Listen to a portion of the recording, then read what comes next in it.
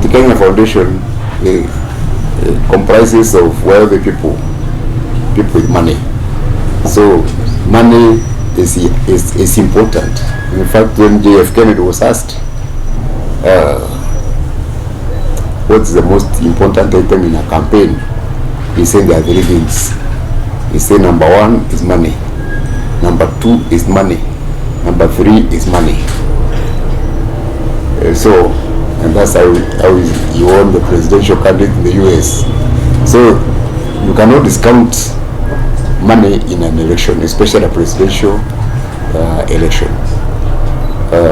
And it is in that context that I don't likely dismiss the Mount Kenya Foundation, because I know who employed it and how it works, and they have very keen interest in who runs the country, because I think the rich people stand to lose most, if a regime falls in enemy hands, enemy goods.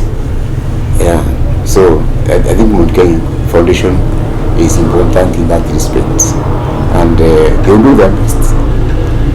They won't want somebody to come to power, who comes either to destroy their wealth or their property, or block their business opportunities.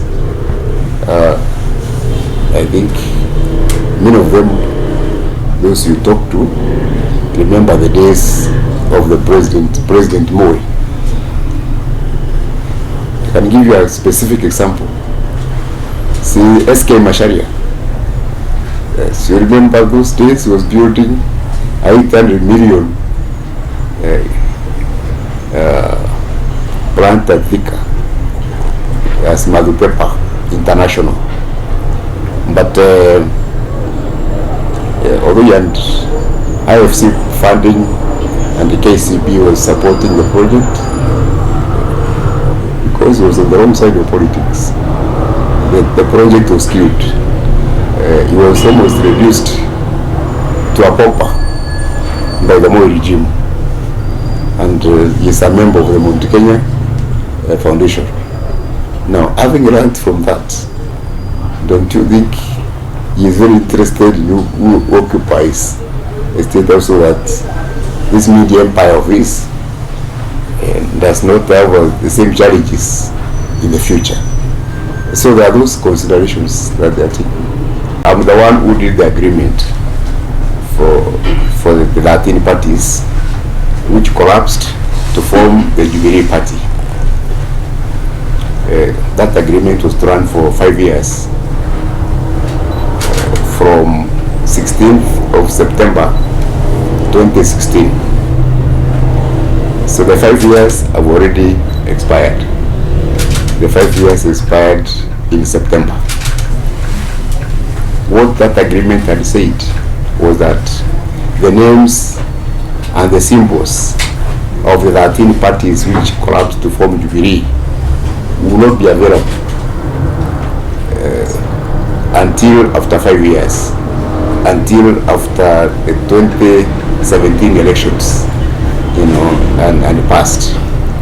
So since the 5 years have elapsed, all those names, all those symbols, which had been dissolved, during the Jubilee party merger, are now available. So what those ones who are forming the new party for a region have done is to go for the symbol, which could not be available before September, but is available now. So the BAS party, the BAS symbol is available, and as we've been saying, those who are forming it are now in the process of servicing the party, the bus. They are buying new tires, halafu they will put petrol, and it will very soon be on the road. Yes. So even TNA could be available, even URP could be available. So all those parties which we collapsed are now available. for registration. But the party is not available in the original form. It has to be registered afresh. So what the new members of the BAS have done is to pick another party, RBK. So they changed its name to Devolution Empowerment Party, DEP. The focus being, to strengthen devolution, to fight for more resources, to come to the counties, to empower the people at the grassroots. So that's the main philosophy of the new party. And then the symbol BAS, because it's popular in the region, that's why they decided to pick it. Okay. Mount Kenya used to like to negotiate directly with potential presidential candidates. We don't have to negotiate through Mount Kenya West.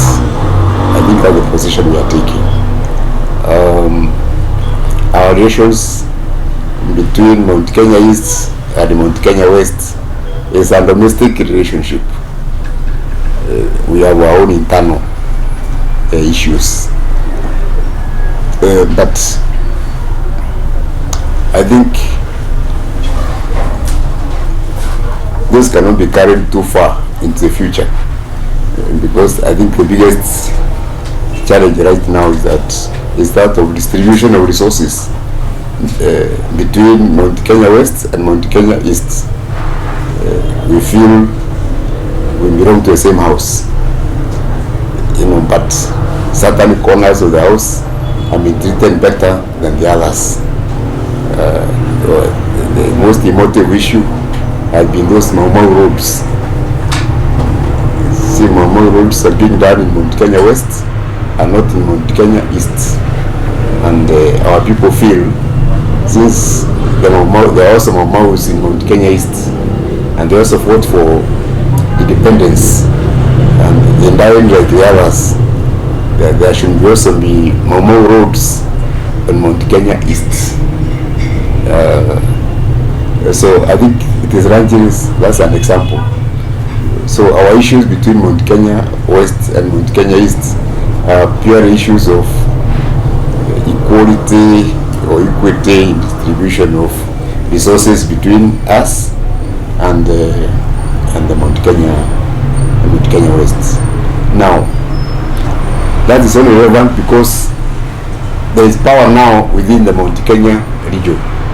If the power migrates to another region, what shall we be quarreling with the Mount Kenya West about? Because that time we shall be seeking our resources from that external source. So what we are trying to do is stand the power.